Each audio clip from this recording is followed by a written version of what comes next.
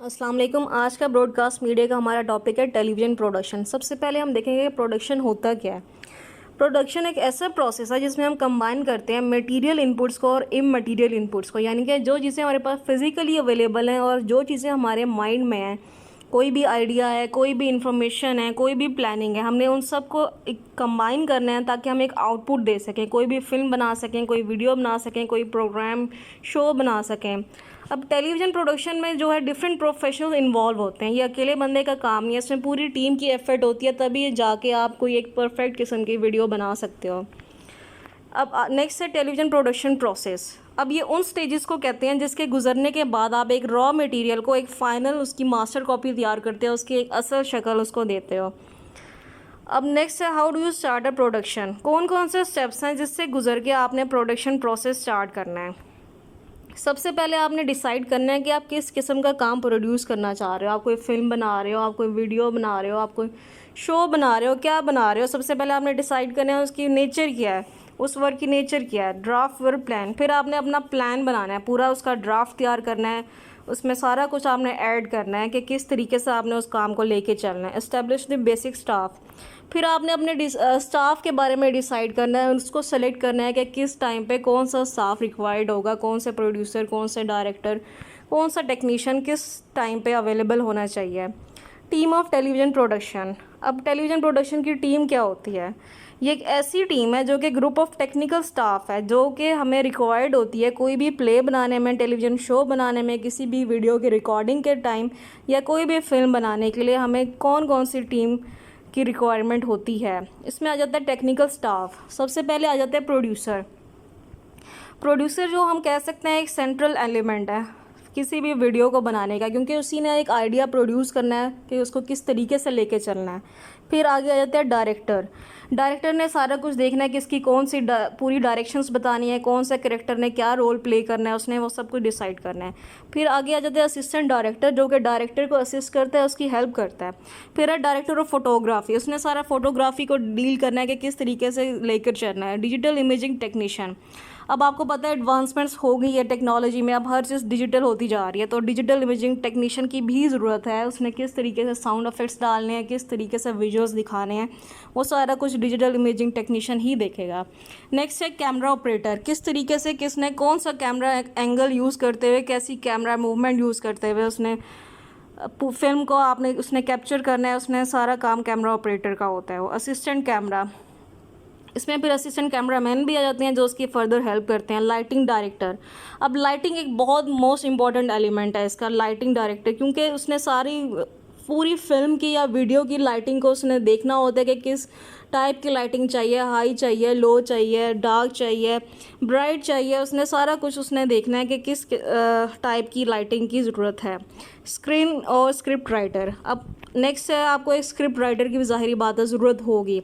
उसने पूरे डायलॉग्स लिखने हैं, किस करेक्टर ने किस टाइम कौन सा डायलॉग बोलना है, किस तरीके से परफॉर्म करना है, किस तरीके से एक्सप्रेस करना है, उसने वो सारा एक स्क्रिप्ट राइटर ही डिसाइड करेगा और उसको लिखेगा।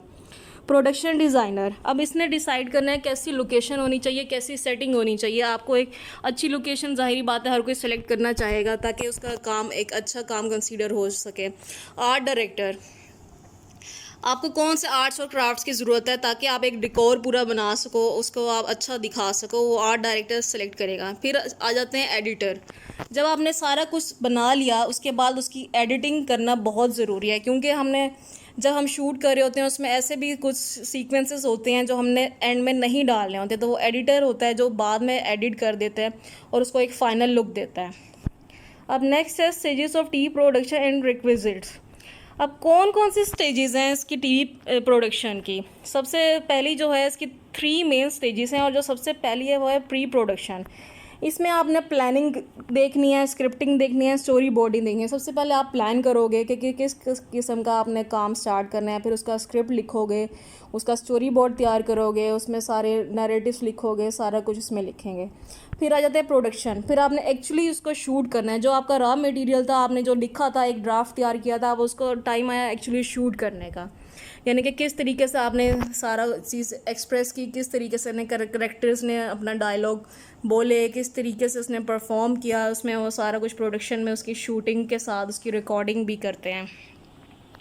पोस्ट प्रोडक्शन, जब आपने सारा शूट कर लिया, सारा रिकॉर्ड हो गया, उसके बाद उसकी एक फ़ाइनल एडिटिंग की जाती है ताकि एक फ़ाइनल मास्टर कॉपी तैयार की जा सके और लोगों तक आगे दिखाई जा सके आपने क्या काम प्रोड्यूस किया, कैसा काम प्रोड्यूस किया। अब नेक्स्ट है design team and their responsibilities. अब डिज़ाइन टीम क्या होती है और उसकी रिस्पॉन्सिबिलिटीज़ क्या होती हैं। तो डिज़ाइन टीम का बेसिकली ये फंक्शन होता है कि उसने क्रिएट करना होता है और ऑर्गेनाइज करना होता है फिज़िकल वर्ल्ड को, जो कि एक फ़िल्म स्टोरी के अराउंड घूमती है। यानी कि जो आपको फिल्म में सीन्स में डिफरेंट किस्म की डिज़ाइनिंग नज़र आ रही होती है आपको, तो वो सारा काम डिज़ाइन टीम का ही है और उसकी मेन रिस्पॉन्सिबिलिटी है कि उसने सेट को कैसे डिज़ाइन करना है ताकि आपको एक अच्छा विजुअल कॉन्सेप्ट मिल सके, अच्छा एक प्रोडक्शन का आपको पता लग सके कि किस तरीके से डिज़ाइन टीम ने लेके चली है और आपको किस तरीके से दिखाया जा रहा है। उसमें लाइटिंग आ जाती है, लोकेशन आ जाती है, ग्राफिक्स आ जाते हैं, कैमरा एंगल्स, कॉस्ट्यूम्स, इन सारी चीज़ों को ध्यान में रखते हुए डायरेक्टर और प्रोड्यूसर से उनसे मशवरा करके ही डिज़ाइन टीम ये सब तैयार करती है। नेक्स्ट है बेसिक्स ऑफ टीवी एंकरिंग। अब आपको टीवी एंकरिंग के लिए कौन कौन सी चीज़ों की रिक्वायरमेंट है, कौन सी ऐसी स्किल्स हैं कि आप एक अच्छा टीवी एंकर बन सकते हो। सबसे पहले अगर हम उसकी क्वालिफ़िकेशन चेक कर लें तो उसके पास एक बैचलर डिग्री होना लाजमी है जो कि मीडिया या कम्युनिकेशन में हो, उसके पास रेलिवेंट एक्सपीरियंस हो ताकि वो एक अच्छा एंकर बन सके। और नेक्स्ट हैं उसकी स्किल्स, कौन कौन सी ऐसी स्किल्स हैं टीवी एंकर की जो कि उसकी रिक्वायरमेंट है, इसके बगैर वो टीवी एंकर नहीं बन सकता। अगर बन भी सकता था वो फिर अच्छा टीवी एंकर नहीं कहलाएगा। उसके पास ये रिक्वायरमेंट्स स्किल्स होना ज़रूरी है। सबसे पहले है नॉलेज बेस। एक तो उसके पास एक वास्ट नॉलेज होना चाहिए। जब आपके पास नॉलेज होगा तभी आप एक चीज़ को बता पाओगे। अगर आपके पास नॉलेज ही नहीं होगा तो आप एक चीज़ को कैसे दूसरे तक बता सकते हो। Ability to process new information, यानी कि अगर आपके पास कोई नई इन्फॉर्मेशन आती है जिसका आपको पहले नहीं पता था, वो एकदम से आपके पास आई और आपने उसको एक अच्छे वे में प्रेजेंट कर दिया, तो आपकी ये भी एबिलिटी होनी चाहिए। Ethical compass.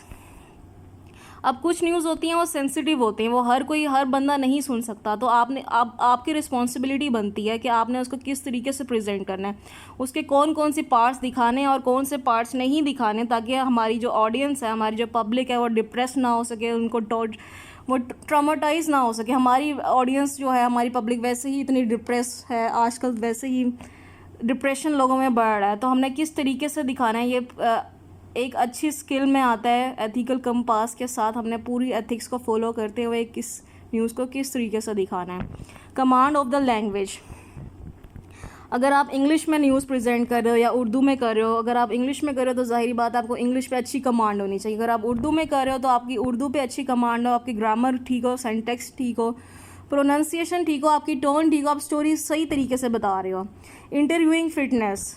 अब एक एंकर होता है, उसकी ये भी रिस्पॉन्सिबिलिटी होती है, कभी उसको ये भी काम कह सकते हैं कि आपने लोगों का इंटरव्यू लेना है, किसी वेल पर्सनालिटी का इंटरव्यू लेना है, तो उसको ये भी पता होना चाहिए कि उसने सामने वाले बंदे से सवालात कौन से पूछने हैं, उसको पता हो कि किस तरीके से इंटरव्यू लेना है, किस तरीके से ऑडियंस की अटेंशन को ग्रैब करना है। Mastery of multitasking. अब एक एंकर को एक टाइम में कई सारे काम करने पड़ सकते हैं, तो उसको ये पता होना चाहिए कि उसने एक टाइम में काफ़ी ज़्यादा काम कैसे करने हैं, यानी कि वो मल्टीटास्क करो। एक टाइम में वो न्यूज़ भी प्रेजेंट कर रहा हो, एक टाइम में अगर उसके पास कोई और न्यूज़ आ रही है तो वो उसको भी प्रेजेंट करने के काबिल हो, उसको भी शेयर कर सके। या तो अगर वो सोशल मीडिया यूज़ कर रहा है तो वो सोशल मीडिया से न्यूज़ पढ़कर भी आगे लोगों तक प्रेजेंट कर सके। Appreciation of all roles. इसमें आपका ये बहुत ज़्यादा ज़रूरी है कि जिन जिन लोगों ने आपके साथ काम किया आप उसकी एफ़र्ट को एक्नॉलेज करो, यानी कि उसको अप्रिशिएट करो, उसका रोल को आप बताओ कि इन लोगों ने भी आपके साथ काम किया, ये भी प्रोफेशनली आपके साथ इन्वॉल्व थे, तो एक अच्छा इम्पैक्ट जाएगा। एक्यूट सेंस ऑफ टाइमिंग, यानी कि जो टाइमिंग आपको दी गई है, जो टाइम आपके बताई गई है, उसी टाइम के अंदर आपने वो न्यूज़ पढ़नी है। अगर आपका टाइम बहुत ज़्यादा है तो आप ये नहीं है कि आप सिर्फ टाइम पास करने के लिए आपने इररेलेवेंट डिटेल्स भी डाल दी, आपने सिर्फ रेलिवेंट रहते हुए ही उस टाइम में वो डिटेल आगे लोगों तक पहुंचानी है। अब नेक्स्ट हमारा टॉपिक है बेसिक्स ऑफ वीडियो एक्विजिशन, यानी कि कौन कौन सी रिक्वायरमेंट हैं, कौन सी ऐसी चीज़ें हैं जिसको देखते हुए, जिसको सामने रखते हुए हम एक अच्छी वीडियो बना सकते हैं। सबसे पहले हम देख लेंगे कि वीडियो होती क्या है। वीडियो एक इलेक्ट्रॉनिक मीडियम है जो कि हम रिकॉर्ड भी कर सकते हैं, उसकी कॉपी भी बना सकते हैं, प्लेबैक म्यूज़िक भी चला सकते हैं, उसको हम ब्रॉडकास्ट भी कर सकते हैं और डिस्प्ले भी कर सकते हैं। उसमें मूविंग विजुअल इमेजेस भी शामिल होती हैं। उसमें कोई भी हमारा मैसेज होता है, कंटेंट होता है, जैसे वीडियो प्रोग्रामिंग हो गई। अब वीडियो एक्विजिशन एक एक्सीलेंट टूल है जो कि मल्टीमीडिया से हम डिलीवर करते हैं मल्टीमीडिया के थ्रू। अब इसके लिए आपके पास एक अच्छा कंप्यूटर होना लाजमी है जिसकी एक अच्छी मेमोरी हो, अच्छी स्टोरेज हो, ताकि आप एक हाई प्रोफाइल वीडियो तैयार कर सको और उसका एक अच्छा इम्पैक्ट हो। अब नेक्स्ट है ऑपरेटिंग कैमरा एंड शूटिंग। अब आपने किस तरीके से कैमरा ऑपरेट करना है, किस तरीके से शूट करना है, इसमें हम ये देखेंगे। सबसे पहले फिल्म प्रोडक्शन में जो है मल्टीपल कैमरास यूज़ होते हैं जो कि डिफरेंट सीन्स को शूट करते हैं। कोई एक कैमरा नहीं यूज़ होता, उसमें डिफरेंट कैमरास यूज़ करने पड़ते हैं क्योंकि डिफरेंट शॉट्स लेने होते हैं, कोई राइट से, कोई लेफ़्ट से, अपवर्ड, डाउनवर्ड, बैकवर्ड, जहाँ से आप डिफरेंट जगहों से शॉट्स जब आप लेते हो तो डेफिनेटली आपको डिफरेंट कैमरास ही यूज़ करने पड़ेंगे। सबसे पहले हम देख लेते हैं कि शॉट होता क्या है। शॉट बेसिकली एक single stream of images uninterrupted by editing, यानी कि एक कैमरे से आपने एक शॉट लिया और उसको रिकॉर्ड कर लिया और उसमें किसी किस्म की कोई एडिटिंग नहीं हुई तो वो शॉट कहलाएगा। अब सीन क्या है? सीन है सीरीज़ ऑफ शॉट्स जो कि consist of series of shots पे, यानी कि नंबर ऑफ शॉट्स पे। आप कह सकते हो shot plus shot plus shot and so on is equal to scene. अब नेक्स्ट है कैमरा शॉट्स। अब डिफरेंट कैमरा शॉट्स होते हैं, जैसे एक्सट्रीम क्लोज़अप हो गया, मीडियम शॉट हो गया, लॉन्ग शॉट हो गया, एक्सट्रीम लॉन्ग शॉट। सबसे पहले हम देख लेंगे ये एक्सट्रीम क्लोज़अप शॉट क्या होता है। एक्सट्रीम क्लोज़अप शॉट वो होता है जो कि सिर्फ करेक्टर का फेस दिखाता है और उसी से ही पूरी स्क्रीन आपकी फिल हो जाती है कि करेक्टर का फेस बिल्कुल जूम करके उसने दिखाया है। अब क्लोज़अप शॉट क्या है? नेक्स्ट से क्लोज़अप शॉट वो शॉट होता है जिसमें करेक्टर का फेस भी नज़र आ रहा होता है और उसके शोल्डर्स भी नज़र आ रहे होते हैं और उसके फेशियल एक्सप्रेशन भी इतने क्लियर होते हैं कि आप क्लियरली देख सकते हो कि किस किस्म के एक्सप्रेशंस वो दे रहा है। मीडियम शॉट में करेक्टर की अपर बॉडी, आर्म्स और हेड जो है विजिबल होते हैं, आप उनको देख सकते हो, इतना आपको मिड शॉट में दिखा दिया जाता है। लॉन्ग शॉट में जो है इंटायर करेक्टर आपको दिखाया जाता है ऊपर से लेकर नीचे तक, यानी कि पूरा करेक्टर आपको उसमें विजिबल होगा। एक्सट्रीम लॉन्ग शॉट में ये होता है कि सराउंडिंग भी दिखाई जाती है। करेक्टर्स तो होते ही हैं, उसके जो इर्द गिर्द उसकी लोकेशन है, उसकी सराउंडिंग है, उसकी जो फिजिकल वर्ल्ड है, जियोग्राफिक लोकेशन है, किस क्या डिस्टेंस पे वो खड़ा हुआ है, क्या स्केलिंग है उसकी, उसमें एक्सट्रीम लॉन्ग शॉट में ये सब कुछ विजिबल होता है। अब नेक्स्ट है रिकॉर्डर्स। अब रिकॉर्डर्स होते क्या हैं? एक ऐसी डिवाइस है जिससे आप साउंड्स भी रिकॉर्ड कर सकते हो, इमेजेस भी रिकॉर्ड कर सकते हो, या दोनों चीज़ें भी रिकॉर्ड कर सकते हो ताकि वो आप बाद में सुनी भी जा सकें और देखी भी जा सकें। अब नेक्स्ट है लाइटिंग। एक लाइटिंग बहुत ही मोस्ट इम्पॉर्टेंट एलिमेंट है किसी भी वीडियो फिल्म को बनाने के लिए। अब लाइटिंग की इंटेंसिटी, उसकी डायरेक्शन, उसकी क्वालिटी सब कुछ अफेक्ट करती है कि किस तरीके से आप एक इमेज को परसीव करते हो। जैसे कलर्स अफेक्ट करते हैं वैसे ही लाइट अफेक्ट्स करती है। अब है मेन स्ट्रीम फिल्म्स जो हैं रिलाई करती हैं 3 पॉइंट लाइटिंग स्टाइल पे, और कुछ फिल्म्स होती हैं जो कि नेचुरल लाइट पर ही रिलाई कर रही होती हैं। अब 3 पॉइंट लाइटिंग सिस्टम क्या है? एक स्टैंडर्ड लाइटिंग स्कीम है जो कि क्लासिकल नैरेटिव सिनेमा में यूज़ होती है। सबसे पहले अगर आप ऑडियंस, एक एक्टर है, कोई भी करेक्टर है, अगर उसका फेस दिखाना चाह रहे हो, किस तरीके से आप दिखाओगे? आप उसको किस तरीके से हाईलाइट करोगे? तो आपको 3 डायरेक्शन से लाइट को यूज़ करना होगा। सबसे पहले बैक लाइट आप यूज़ करोगे, जैसे कि वो सब्जेक्ट को उसके बैकग्राउंड से दिखाएगी, उसको हाईलाइट करेगी उसके बैकग्राउंड से। फिर है ब्राइट की लाइट जो कि उसके ऑब्जेक्ट को जो है सामने से ब्राइट की लाइट को उससे विजिबल करेगी, उसको हाईलाइट करेगी। और है फिल लाइट जो कि की लाइट की अपोजिट डायरेक्शन से करेक्टर को विजिबल करेगी और उसको ये इंश्योर करेगी कि जो की लाइट है उसने सिर्फ सिंपल यानी कि हल्के शेडो ही उसके करेक्टर के ऊपर डाले हैं। जैसे कि इस फिगर में भी आप देख सकते हैं, ये करेक्टर है, पीछे से उसकी बैक लाइट है, राइट से की लाइट है और उसकी अपोजिट साइड से फिल लाइट है, और ये नीचे कैमरा। अब है हाई की लाइटिंग कौन सी स्कीम है? एक ऐसी लाइटिंग स्कीम है जिसमें आप फिल लाइट को की लाइट के लेवल तक रेस करते हो। जो इसमें इमेजेस प्रोड्यूस होती हैं वो ज़्यादातर ब्राइट होती हैं और उसमें शेडोज़ कम होते हैं, और ये प्रिंसिपल सब्जेक्ट को वाज़ेह करती हैं, उनको ब्राइट दिखाती हैं। अब लो की लाइटिंग क्या है? ये एक ऐसी लाइटिंग स्कीम है जिसमें बहुत कम फील्ड लाइट यूज़ की जाती है ताकि आप एक मेजर डिफरेंस पता लग सके ब्राइटेस्ट और डार्केस्ट पार्ट्स में। और इसमें स्ट्रॉन्ग शेडोज़ होते हैं जो कि आप प्रिंसिपल सब्जेक्ट पर नज़र आ रहे होते हैं, यानी कि आपको वाज़ेह तौर पर नज़र आ रहा होता है कौन सा डार्क पार्ट है, कौन सा ब्राइट पार्ट है। नेक्स्ट है सेट डिज़ाइनिंग। अब आपको जो आप फिल्म बना रहे हो या वीडियो बना रहे हो उस पर किस किस्म की डिज़ाइनिंग, किस किस्म की लोकेशन की ज़रूरत है, वो भी आपने डिसाइड करना है, तभी जाके आप एक फ़िल्म बना सकते हो। उसमें सारा उसकी सीनरीज आ जाएंगी, फर्नीचर आ जाएगा, प्रॉप्स आ जाएंगे, यानी कि ऑडियंस किस तरीके से देखना चाह रही है, उसमें आप सारा कुछ डिसाइड करोगे। नेक्स्ट है वीडियो कंपोजिशन।